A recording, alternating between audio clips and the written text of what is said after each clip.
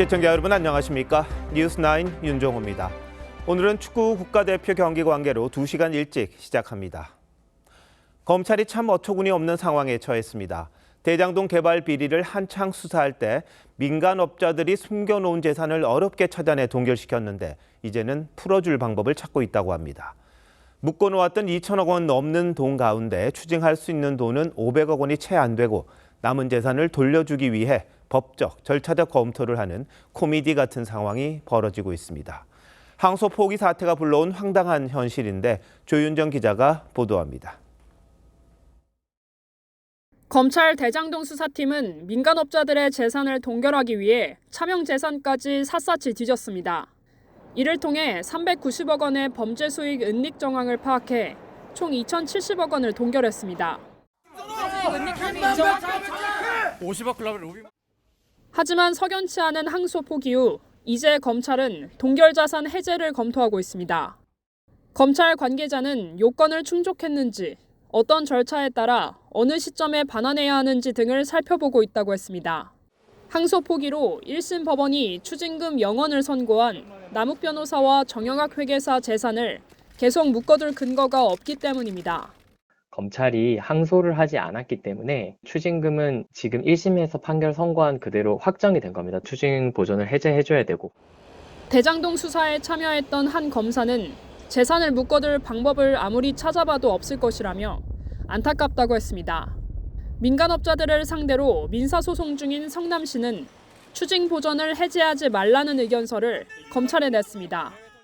이런 가운데 정성호 장관과 노만석 전 총장 대행 등에 대한 고발건을 조사 중인 경찰은 조만간 사건을 공수처에 넘기는 방안을 검토 중입니다. TV조선 조윤정입니다. 그러자 야당인 국민의힘은 대장동 민간업자들의 범죄 수익을 환수하기 위한 법을 만들겠다고 나섰습니다.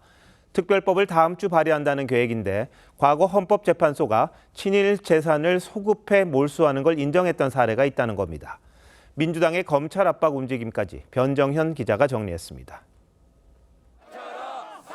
국민의힘 의원들이 대장동 항소 포기를 규탄하고 정성호 법무장관의 사퇴를 촉구합니다.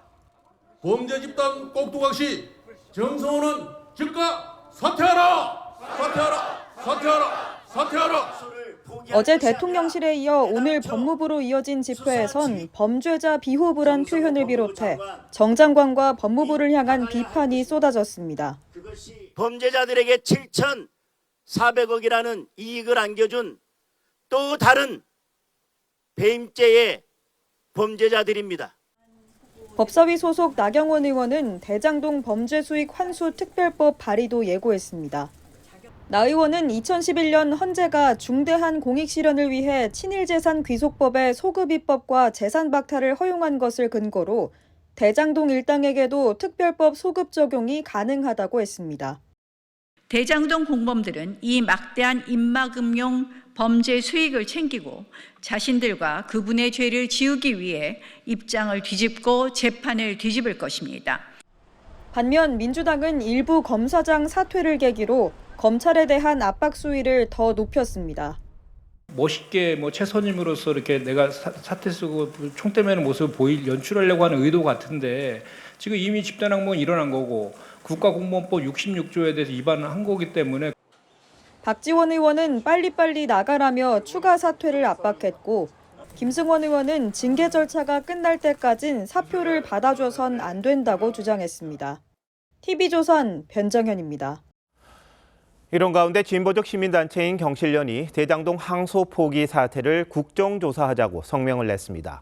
대통령실과 법무부의 개입 여부를 밝혀야 한다는 건데 여당이 추진하는 이른바 항명검사장 강등과 검사 파면법에도 반대 입장을 분명히 했습니다. 임희원 기자입니다.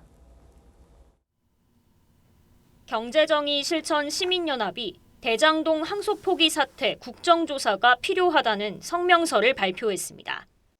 노만석 전 검찰총장 직무대행이 항소 포기 논란의 경위를 설명하지 않은 채 퇴임해 진실규명이 이뤄지지 못했다며 대통령실과 법무부 개입 여부를 밝히기 위해 국정조사가 필요하다고 했습니다.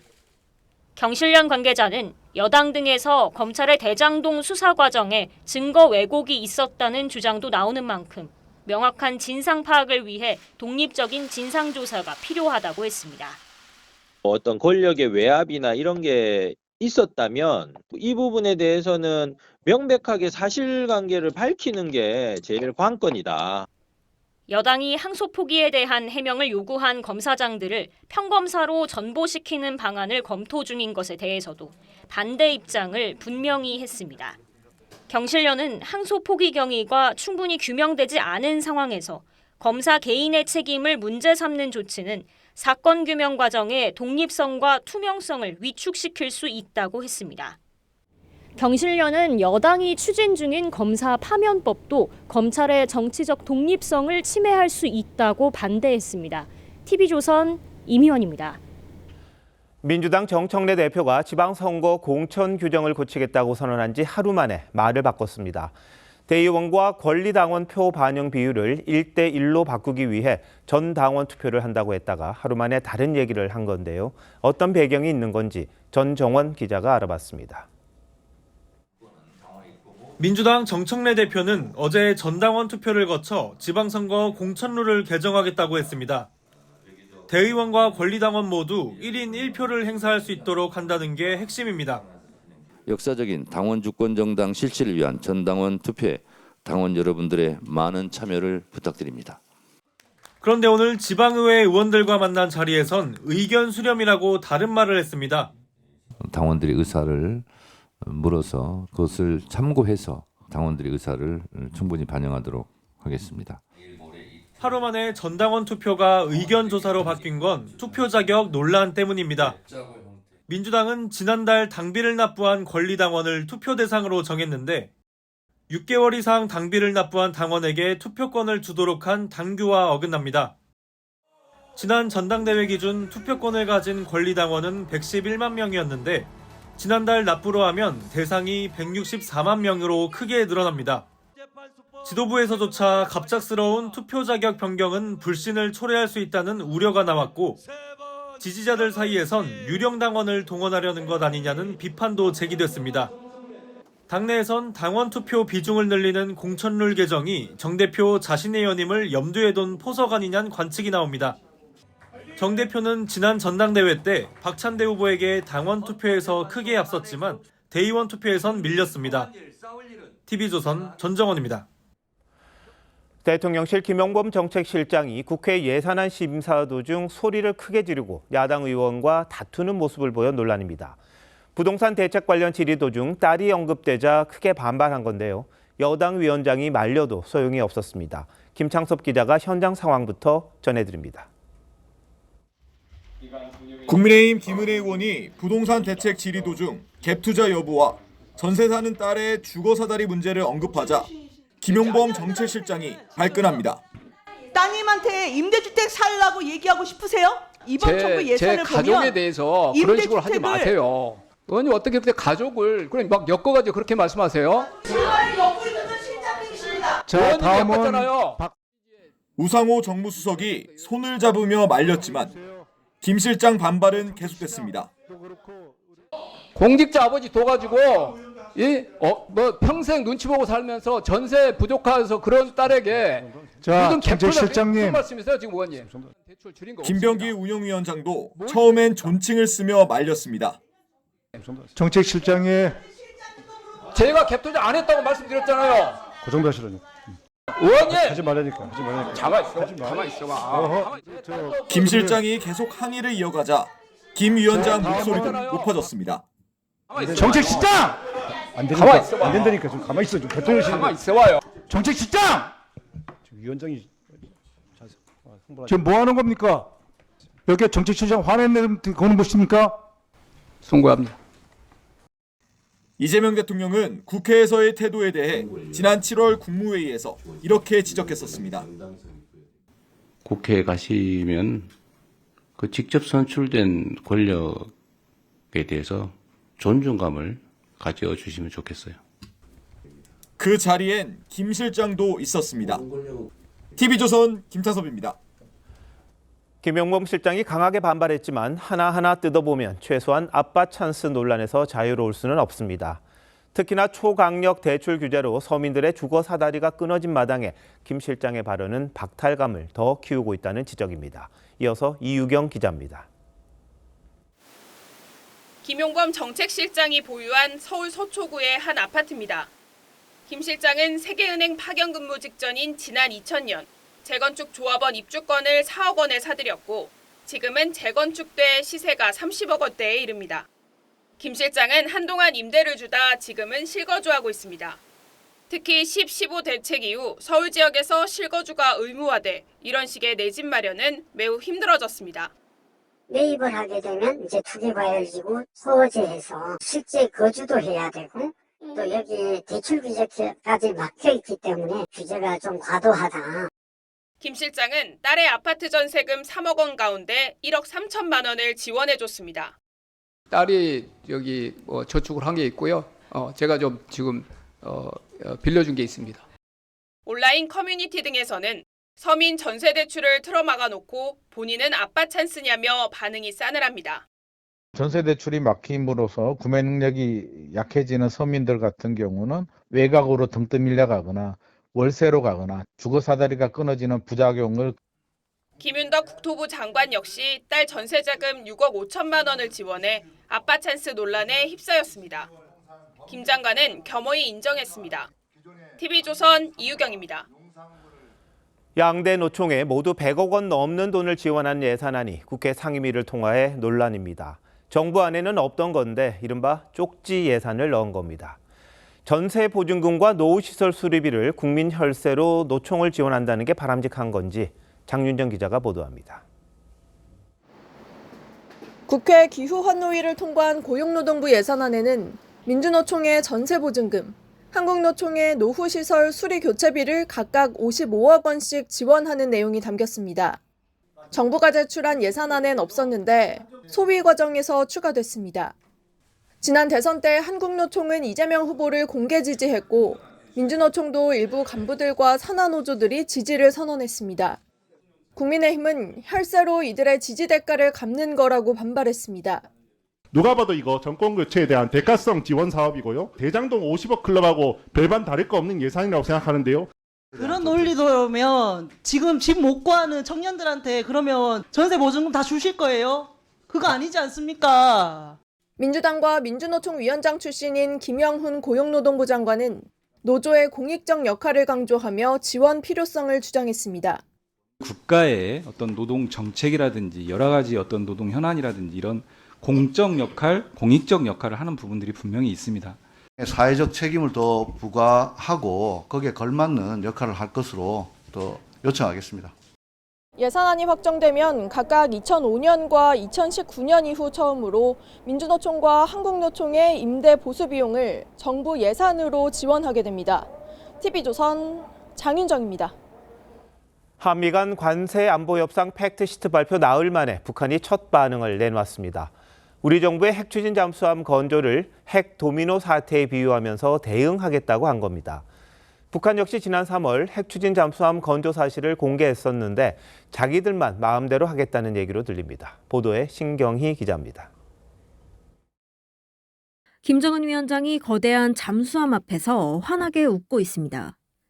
북한은 지난 3월 핵 추진 잠수함 건조 사실을 처음 공개했습니다. 김정은 동지께서는 핵동력 전략 유도탄 잠수함 건조 실태도 현지에서 여야하셨습니다.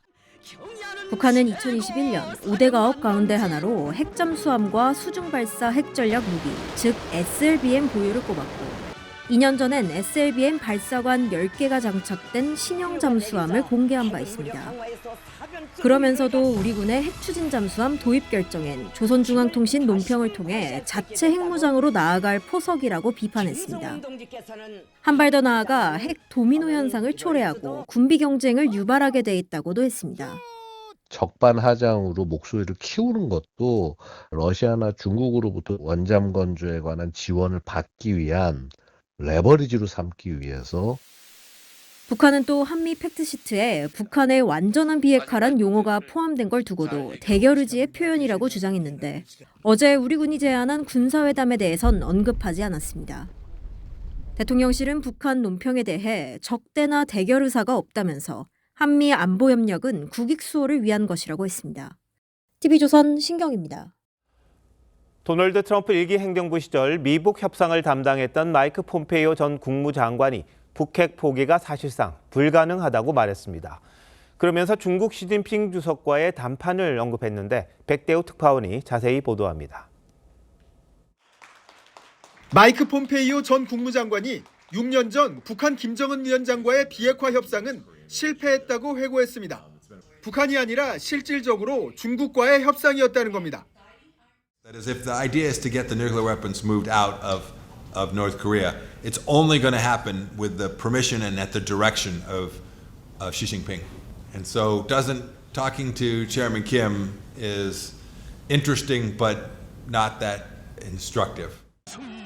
트럼프 대통령의 구애에도 미북 대화 진전은 현실적으로 쉽지 않고 김 위원장의 핵포기는 사실상 실현 가능성이 없다고 관측했습니다. There are no carrots that are going to convince Chairman Kim to give up his nuclear weapons, and the number of sticks available are pretty low. 폼페이오는 트럼프의 한국의 핵 추진 잠수함 건조 승인을 긍정 평가하면서 김 위원장은 사악하기 때문에 한국도 북핵 대응을 위해 충분한 방어력을 갖춰야 한다고 조언했습니다. Look, he's a nasty man, and I don't mean he's rude. I mean he's evil. And he believes that the entire peninsula is his and that they have been. 폼페이오 전 장관은 북중러 밀착이 북한의 핵포기를 더욱 어렵게 만든다면서 굳건한 한미 경제안보 동맹만이 북한과 중국의 위협에서 벗어나는 유일한 길이라고 강조했습니다. 미국 워싱턴 DC에서 TV조선 백대우입니다. G20 정상회의를 계기로 7박 10일 순방에 나선 이재명 대통령이 중동 첫 순방지로 아랍에미리트를 국빈 방문했습니다. 두 나라 정상은 정상회담을 갖고 AI와 우주산업 등에서 협력을 강화하자는 MOU를 체결했습니다. 순방에 동행하고 있는 서주민 기자가 보도합니다. 이재명 대통령이 탑승한 공군 1호기가 UAE 영공에 들어서자 UAE 전투기 넉 대가 호위 비행에 나섭니다.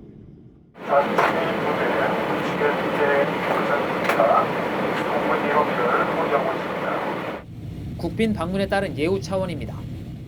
이 대통령이 탄 차량 옆으로 낙타들이 도열해 있고 대통령궁 위로는 삼색 연기를 뿜어내는 전투기 편대가 지나갑니다. 이 대통령은 UAE 정부가 주최한 공식 환영식에 참석한 뒤 무하마드 빈 자이드 알 나흐얀 UAE 대통령과 정상회담, 국빈 오찬을 잇따라 가졌습니다. 두 정상은 인공지능과 우주협력, 바이오 헬스 등 양국 간 협력을 위한 양해각서 7건을 체결했습니다. 이 대통령은 현지 언론 인터뷰에서 이 같은 협력이 양국 100년 동행의 새로운 도약을 위한 초석이 될 것이라고 밝혔습니다. 아랍에미리트는 우리의 일종의 베이스 캠프 역할을 하게 될 것이다. 함께 손잡고 새로운 공동 번영의 길을 확실하게 열어제칠 것이라고 생각됩니다. 이 대통령은 잠시 뒤 한국 공연 최초로 UAE 대통령궁에서 열리는 문화 교류 행사에 참석합니다. UAE는 중동 국가 가운데 유일하게 우리가 특별 전략적 동반자 관계를 맺은 나라입니다. 정부는 이번 MOU 체결을 계기로 방산과 원전은 물론 AI 같은 첨단 분야와 문화 산업으로까지 협력을 더 확대해 나갈 계획입니다. 아부다비에서 TV조선 서주민입니다.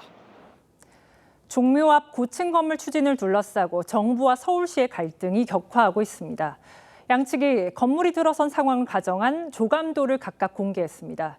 같은 장소가 맞나 싶을 정도로 극과 극이었습니다. 구자형 기자가 보여드리겠습니다. 서울시 의회에 출석한 오세훈 서울시장이 사진 자료를 꺼내듭니다. 종묘 앞 세운 4구역에 고층 빌딩이 들어선 이후의 상황을 가정한 모습입니다. 정전에 섰을 때 눈이 가려집니까? 가까이 그려서 위압감이 느껴지도록 그림을 그리려고 애를 쓴 흔적이 있는 그런 사진들을 기반으로 객관적인 논의가 이루어질 수 없다고 생각합니다. 국가유산청이 어제 공개한 가상도를 겨냥한 겁니다.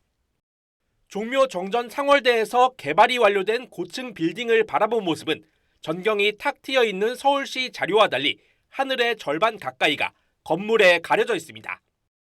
서울시가 일방을 주장할 게 아니라 유네스코가 권고하는 대로 세계유산 영향 평가를 거치면서 입증되어야 할 것입니다. 오 시장은 세운 4구역이 영향평가 대상이 아닌 데다 답이 정해져 있다며 권고를 받아들이지 않겠다는 입장을 분명히 했습니다. 국가유산청이 그 기초 작업을 다 해서 보내는 겁니다. 어떤 결론을 낼지 예상이 되지 않습니까? 정부와 서울시가 서로 다른 주장을 펼치자 시민들은 혼란스럽습니다. 혼란스럽죠. 자꾸 한쪽은 된다, 한쪽은 괜찮다 뭐 이러니까 어떻게든 빨리 결론 내야죠. 이런 가운데 서울시 의회에서는 국가유산 주변 건축물에 높이 규제를 없애는 조례 개정안까지 발의됐습니다. TV조선 구자영입니다. 동부지검을 이끄는 이문정 검사장은 정부 여당의 검찰개혁에 적극 찬성해 왔습니다. 그럼에도 불구하고 동부지검은 보도자료까지 내면서 검찰 보안 수사로 만들어낸 성과를 적극 홍보하고 나섰습니다. 이유가 뭔지 이나라 기자가 보도합니다. 이문정 동부지검장은 자신이 몸담고 있는 검찰청 폐지는 물론 검사의 보안 수사권도 없애야 한다고 목소리를 내왔습니다. 보안 수사라는 말로 수사권을 놔두게 된다면 검찰청이 공소청이란 말로 간판가리만 하고 그대로 수사권을 사실상 보존할 수 있고. 그런데 임 검사장이 이끄는 서울 동부지검 보이스피싱 범죄 정부합동 수사단은 오늘 보안 수사 성과를 홍보하는 보도자료를 냈습니다. 경찰이 보이스피싱 수거책만 송치한 사건을 파헤쳐 47억 원을 돈 세탁한 4명을 추가로 구속했다는 겁니다. 합수단은 50만 건 이상의 금융 거래 내역을 분석해 자금 세탁을 찾아냈다고 밝혔습니다. 합수단은 현금 4억 원을 압수하고 고가 외제차를 추징 보전하기도 했습니다. 범죄 수익까지 추징할 수 있도록 저희가 수사를 한 사안이어서 외부적으로 드러나지 않는 자금 세탁책을 수사하는 데 있어서 의의가 있다고 볼 수 있습니다. 검찰은 보안 수사권을 폐지할 경우 보이스피싱범들을 상대로 범죄 수익 환수가 어려워져 서민들의 피해가 커질 거라고 강조했습니다. TV조선 이나라입니다. 해병대원 특검이 청구한 두 전직 공수처 부장검사에 대한 구속영장이 기각됐습니다. 여태 청구한 구속영장 10건 가운데 발부된 건 단 1건입니다. 수사기간은 이제 열흘 남았습니다. 조유진 기자입니다. 지난해 공수처 1, 2인자였던 김선규, 송창진 전 부장검사가 영장심사를 받고 법원을 나섭니다. 수사팀에서는 필요성 보고를 했다는데 강제 수사 늦어진 이유가 뭔가요? 윤 전 대통령 압수수색 영장 청구 방해하신 거 인정하실까요? 해병특검은 두 사람이 공수처 순직해병 사건 수사팀에 관계자를 소환하지 말라고 하고 윤석열 전 대통령에 대한 압수수색을 방해한 것으로 보고 구속영장을 청구했습니다. 하지만 법원은 혐의에 대해 사실적, 법리적으로 다툼의 여지가 있다며 영장을 모두 기각했습니다. 증거인멸과 도주 염려도 없다고 봤습니다. 지난 7월 출범한 해병특검은 이종섭 전 국방장관 등 10건의 구속영장을 청구했는데 임성근 전 4단장을 뺀 나머지 9건은 모두 구속에 실패했습니다. 법조계에선 애초에 무리한 수사였다는 비판이 나옵니다.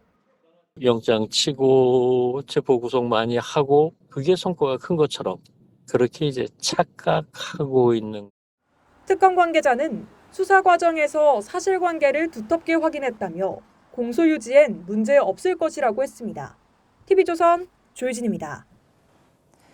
70대 운전자가 몰던 차량이 인도를 덮치면서 30대 엄마와 2살 배기 딸이 중태에 빠졌습니다. 운전자는 주차장에서 요금을 결제하던 상황이었습니다. 강석 기자입니다. 공영주차장 차단기 앞에 검은 승용차가 멈춰섭니다. 운전자가 요금을 결제하려는 순간 차량이 빠른 속도로 돌진하더니 반대편 인도를 걷고 있던 여성을 들이받습니다. 소리가 쾅한 소리가 나게 좌우가 안에까지 들어오고. 사고 현장에 사람들이 몰려들고 차량을 들어올리려 애를 씁니다. 차량 밑에는 여성과 어린 딸이 깔려 있었습니다. 사람을 먼저 빼야겠다 싶어서 다 같이 달려들어서 뺐는데 타이어 뒷 범퍼가 그 나무에 걸려 있어가지고 그게 남자 한 20명이서 들었는데도 안 들리더라고요. 사고 10분 뒤 119가 도착해 장비로 모녀를 차례로 구출합니다. 30대 엄마와 2살 딸은 병원으로 옮겨졌지만 의식이 없는 상태입니다. 승용차가 들이받은 건물 외벽은 보시는 것처럼 크게 파손됐습니다. 70대 운전자는 술을 마신 상태는 아닌 것으로 파악됐습니다. 경찰은 운전자가 두 차로를 결제하려다 가속 페달을 잘못 밟은 것으로 보고 정확한 사고 원인을 조사하고 있습니다. TV조선 강석입니다. 신종 마약 야바를 어린이용 펜에 숨겨 국내로 들인 외국인 일당이 무더기로 적발됐습니다. 또 국내에서 대마를 직접 키워 팔던 외국인들도 붙잡혔는데 검거 당시 현장은 마치 영화를 보는 듯했습니다. 김다로 기자입니다. 경찰이 오토바이를 탄 남성을 온 힘을 다해 쫓습니다. 오토바이와 함께 남성이 날아오르고 결국 검거에 성공합니다. 경찰은 이 남성을 포함해 모두 45명의 마약 조직원을 붙잡았습니다. 모두 중앙아시아 출신으로 대마를 키우고 말리고 판매하는 역할을 나눠 맡았습니다. 인적이 드물고 낙엽으로 뒤덮여 있어 물건도 찾기 어려운 야산이지만 정확한 위도와 경도를 공유해 마약 거래에 이용했습니다. 경찰과 세관 직원들이 어린이용 사인펜의 뒷부분을 엽니다. 안에서 조그만 붉은 사탕 같은 게 쏟아져 나옵니다. 신종 합성 마약인 야바입니다. 한 번 복용하면 사흘이나 환각이 이어지고 중독성도 강합니다. 20대 태국인 등 61명은 지난해 9월부터 석 달 동안만 야바 5,400정을 뭉구류에 숨겨 국내로 들여온 뒤 던지기 수법으로 팔았습니다. 대다수의 불법 체류자가 포함되어 있습니다. 야바의 경우 61명을 검거했는데 60명이 불법 체류자이고 외국인들의 국내 마약 유통이 늘자 경찰은 연말 외국인 전용업소와 클럽 등에 대한 단속을 강화할 계획입니다. TV조선 김다로입니다. 서울의 한 카페에 뜻밖의 손님이 찾아왔습니다. 멸종위기종으로 추정되는 앵무새 한 마리가 날아와 손님 커피를 훔쳐 마셨는데 동물보호단체가 무사히 보호소로 데려갔습니다. 이나영 기자입니다. 한적한 오후, 서울 도심의 카페 테라스에 초록빛 날개를 가진 앵무새 한 마리가 불쑥 내려앉습니다. 앵무새는 테이블 위를 재집인양 차지하고 사람들이 몰려도 놀란 기색 없이 자리를 지킵니다. 지난 16일 오후 3시 반쯤 서울 영등포구의 한 카페에 멸종위기종 노랑머리 아마존 앵무로 보이는 새가 날아들었습니다. 앵무새는 이곳 개방된 테라스를 통해 들어와 테이블 위에서 커피를 마셨습니다. 신고를 받고 출동한 경찰은 포획한 앵무새를 동물구조단체에 넘겼습니다. 신고하신 분이 여기 커피 뺏기신 분인데 여기 와서 커피를 막 먹고 있더라고요. 노랑머리 아마존 앵무새는 멕시코 일부 지역에만 서식하며 전 세계적으로 4천여 마리만 남은 멸종위기종입니다. 노란머리 앵무새가 맞는 것 같긴 하거든요. 누군가 잃어버린 개체인 것 같기는 하거든요. 동물보호협회는 앵무새가 집에서 탈출했거나 유기됐을 가능성이 있다고 보고 주인을 찾는 공고를 냈습니다. 이달 말까지 주인이 나타나지 않으면 환경부 국립생태원 보호시설로 옮길 예정입니다. TV조선 이나영입니다. 한국 정부가 미국계 사모펀드 론스타에 이자를 포함한 약 4천억 원을 지급해야 한다는 국제투자분쟁해결센터 판정에 법무부가 제기한 취소 신청 결과가 2년 만에 나왔습니다. 김민석 총리는 조금 전 브리핑을 통해 한국 정부가 승소해 4천억 원을 내지 않게 됐다고 밝혔습니다. 2012년 론스타는 6조 원 규모의 손해배상을 청구했고 2022년 한국은 2억 1,650만 달러를 지급하란 판정을 받았습니다. 잠시 뒤 우리 축구대표팀이 가나와 평가전을 치릅니다. 가나는 3년 전 카타르 월드컵 때 우리에게 패배를 안겼던 팀입니다. 올해 마지막 평가전이라 선수들의 각오가 남다른데 상암에 나가 있는 취재기자 연결하겠습니다. 성민혁 기자, 선발 명단 발표됐습니까? 네, 그렇습니다. 경기 시작 1시간 전 선발 명단 11명이 발표됐는데요. 가장 관심을 모으는 최전방엔 홍명보 감독이 공언한 대로 오현규가 선발로 출격합니다. 지난 볼리비아전에서 멋진 프리킥골을 넣었던 손흥민과 투톱을 이룰지가 관심을 모았는데 손흥민은 오현규와 함께 짝을 이뤄 최전방에 서게 됩니다. 3백과 4백을 오가는 수비 진영, 오늘은 중앙 수비수 셋을 세웠습니다. 김민재가 가운데서 최후방을 책임집니다. 기대를 모으고 있는 카스트로프는 모처럼 선발 명단에 이름을 올렸습니다. 골키퍼 장갑은 부상으로 낙마한 김승규 대신 송범근이 낍니다.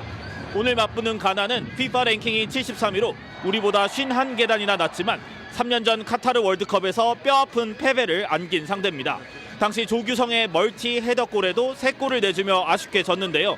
이때 결승골을 넣었던 토트넘 소속의 쿠두스는 이번에 부상으로 소집에서 제외됐고 토마스 파티와 조르당 아이유 같은 주축 선수들도 빠졌습니다. 피파 랭킹 22위인 우리가 오늘 이기면 다음 달 월드컵 본선 조추첨 때 무난하게 포트2에 들을 것으로 보입니다.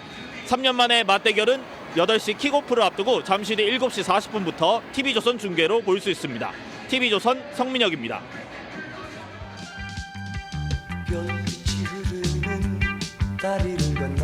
한국인에게 아파트 단순한 집이 아니라 꿈이었습니다. 척박한 도시에 뿌리 내린 성공의 징표로 가장의 어깨를 펴게 해주는 꿈의 공간이었죠.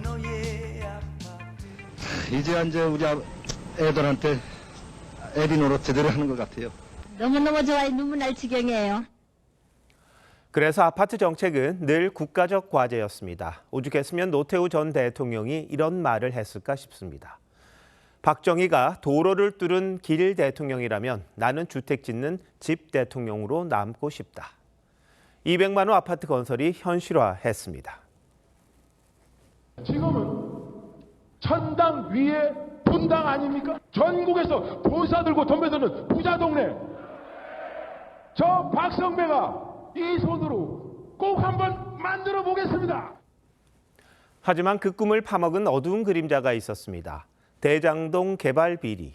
설계자 남욱 변호사가 4천억짜리 도둑질이라고 말한 그 사건입니다. 일당들은 3억 5천만 원을 넣어 7,886억 원을 챙겼습니다. 2,253배의 수익. 당군 일의 최대 개발 비리라는 말이 헛소리가 아닙니다.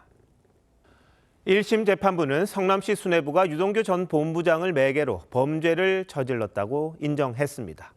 수뇌부가 누구냐를 놓고 논란은 있어도 당연히 범죄 수익은 환수될 줄 알았습니다. 그런데 이게 뭡니까? 겨우 473억 원 추징에 그쳤습니다. 검찰이 항소라도 해 나머지 돈을 묶어둬야 했었는데 포기합니다. 검사들이 경위를 해명하라고 촉구하자 여권은 항명이라며 검사 파면법을 끄집어냅니다. 해명을 촉구한 검사장들을 평검사로 강등시키려고까지 합니다. 이쯤 되면 제일 신난 건 누굴까요? 바로 악당들이죠. 당장 남욱 변호사는 법인 명의라지만 강남에 500억 원대 부동산을 매물로 내놨습니다. 막을 방법 없습니다. 동결 재산들은 이제부터 본격적으로 풀릴 겁니다. 권력을 가지고 유권, 무죄, 무권, 유죄 진술들이 바뀌고 있는 참담함을 느낍니다. 별빛이 흐르는 서민의 아파트 꿈이 범죄자들의 황금 둥지가 되는 나라. 법치는 어디로 간 건가요? 정의가 사라지면서 대한민국이 아닌 대장민국이 되고 있다는 말까지 나옵니다. 11월 18일 윤정호 앵커 칼럼, 천당 위의 대장동이었습니다.